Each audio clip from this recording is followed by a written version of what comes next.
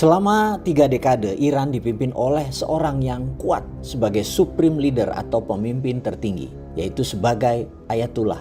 Dia bernama Ali Khamenei. 11 hari yang lalu, Ali Khamenei terbunuh oleh serangan udara terkoordinasi oleh Israel dan Amerika. Dan sekarang Iran telah menunjuk Ayatullah yang baru, the new supreme leader, yang merupakan putra nomor 2 dari Ali Khamenei, yaitu Mojtaba Khamenei. Mojtaba adalah orang yang selama hidupnya hidup dalam bayangan di belakang hingar-bingar politik yang kemudian diangkat ke permukaan oleh Dewan Syariahnya Iran. Di kota Qom, masyarakat menyambutnya dengan gembira sebagai karakter yang sangat mirip dengan ayahnya. Namun ada yang tidak suka dengan terpilihnya Mojtaba. Tidak lain dan tidak bukan, orang yang membenci Mojtaba adalah Donald Trump. Trump mengatakan supreme leader yang terpilih tidak akan bertahan lama karena akan ditarget lagi oleh Israel dan Amerika karena pemilihan supreme leader Iran tanpa persetujuannya itu tidak sah. Emang NPD itu Trump. Minta validasi dan minta perhatian terus kepada dirinya. Jadi siapa itu Trump di Iran? Ya musuh lah. Di sisi belahan dunia lain, yaitu sekutu Iran, Rusia dan Tiongkok mendukung terpilihnya Mojtaba sebagai supreme leader. Gue juga setuju sih sama terpilihnya pemimpin tertinggi Iran tersebut. Ya sedikit beda pendapat lah sama keputusan Menteri Luar Negeri Indonesia yang netral. Ya nggak apa-apa juga. Kenapa harus sama? Kalau nggak suka sama Israel, ya masa harus sama sih gitu. Lalu siapa sebenarnya Mojtaba ini? Apakah perannya akan membelah Iran jadi banyak kelompok atau faksi, atau malah menyatukan Iran menjadi solid? Mojtaba lahir tahun 1969 di kota Bashar yang merupakan putra kedua dari Ali Khamenei dari 6 anaknya.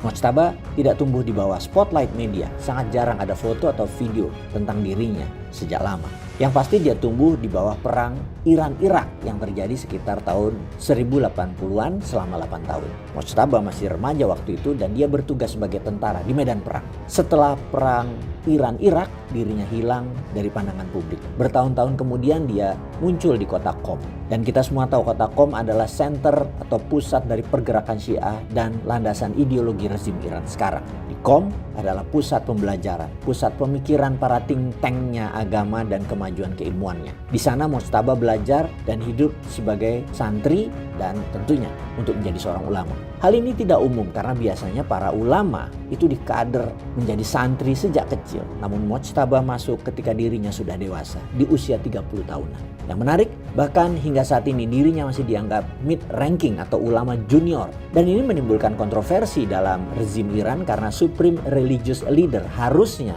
orang yang berada dalam top keilmuan agama, dan Mojtaba tidak masuk kategori top itu. Sebagaimana kita tahu Iran pernah menekuk peraturan ini sebelumnya, jadi kali ini pun ada pelenturan peraturan karena ketika Ali Khamenei menjadi Ayatullah di tahun 1989, dia juga merupakan ulama junior. Dan sekarang diperlakukan lagi untuk Mojtaba. Nama Mojtaba mendadak ada di kancah nasional Iran itu sekitar tahun 2005. Karena adanya pemilihan umum yang dimenangkan oleh Mahmud Ahmadinejad. Apa peran Mojtaba? Ia membantu Ahmadinejad atau tim sesnya lah kalau zaman sekarang untuk menang. Dan kemudian di tahun 2009 Ahmadinejad kembali menang. Karena endorser atau dukungan di belakang tadi, Ali Khamenei secara langsung atau tidak langsung mengarahkan Ahmadinejad memang pilihannya. Dan banyak waktu itu yang demo, protes, turun ke jalan sebagai unjuk rasa akan kecurangan pemilu karena ada dukungan dari dalam yang mengarahkan. Dan di sini nama Mojtaba Khamenei muncul sebagai kingmakersnya. Mojtaba selain dari peristiwa pemilihan umum tersebut tidak pernah tertangkap radar media lagi atau sorotan lampu politik. Mojtaba dikenal kemudian sebagai orang yang mengendalikan semacam BUMN-nya Iran untuk investasi di luar negeri. Menggunakan shadow account tentunya. Dengan memiliki banyak aset properti seperti hotel di Jerman, properti di London, dan beberapa negara Eropa lainnya. Yang pasti banyak warga Iran dan keturunan Parsi ada di sana. Kita tahu Garda Revolusi Iran atau IRGC seperti Partai Komunis Tiongkok yang mengendalikan jalannya roda ekonomi, jadi punya juga namanya badan usaha milik partai. Dan BUMN-nya Iran demikian juga. Dan Mojtaba adalah orang yang paling berpengaruh di sana. Dan sekarang Mojtaba naik ke tingkat tertinggi di Iran. Sekali lagi, kenapa dia terpilih? Padahal dalam kepemimpinan kolegium Iran, mereka anti suksesi dinasti karena itu Shah Iran, raja sebelumnya, digulingkan. Iran itu anti hereditary monarki, kekuasaan yang diturunkan. Jadi mengapa dia dipilih? Berdasarkan informasi intelijen, karena negara Iran dalam keadaan darurat, kemunculan Mojtaba akan membawa semangat persatuan karena dendam membara akan menjadi sinkronisasi satu rasa satu negara. Jadi pemimpin IRGC lah yang dimenangkan sarannya oleh petinggi ulama, pemegang wali amanat dan penyangga syariah untuk mengangkat Mojtaba Khamenei. Selain itu, ancaman kematian dari Amerika atas siapapun pemimpin supreme leadernya Iran, hanya yang militan seperti Mojtaba yang siap. Sebagai catatan, IRGC atau Garda Revolusi Iran bukan Iranian Army atau Tentara Nasional Iran. Tugas utamanya melindungi supreme leader dan kelangsungan kekuasaan rezim. Jadi semacam paswal presnya namun ditambah kekuatan power politik yang tinggi. Dengan kekuatan power politik tadi, Garda Revolusi Iran mengendalikan seluruh misil, drone intelijen, milisi asing atau dalam hal ini semacam Wagner-nya Rusia atau Triple Canopy-nya Amerika,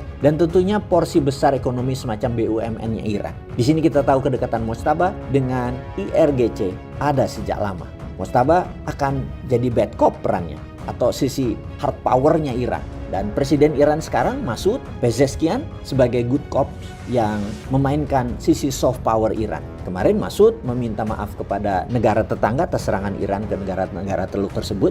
Dia berkata dia tidak bermaksud untuk berperang dengan tetangga. Namun kemarin terpaksa menyerang pangkalan Amerika dan di mana saja tentara Amerika memakai sarana, itu saja yang diserang. Masoud melakukan diplomasi di mana negara tetangga diharapkan tidak menyerang Iran karenanya.